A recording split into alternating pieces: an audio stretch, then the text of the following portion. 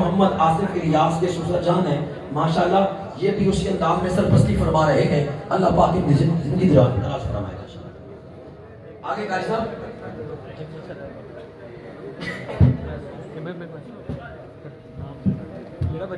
जिन बच्चों ने इस साल कुरान मजीद का इम्तिहान दिया है, 100 नंबर हासिल करने वाले बच्चे अली आबिद बिन मोहम्मद अशरफ, इस बच्चे ने कुरान मजीद के तजवीद मुकम्मल में माशाल्लाह 100 नंबर हासिल किए। हफीजुल्लाह बिन इनाद अली, हफीजुल्लाह, साजिद हसनैन, मोहम्मद साजिद हसनैन,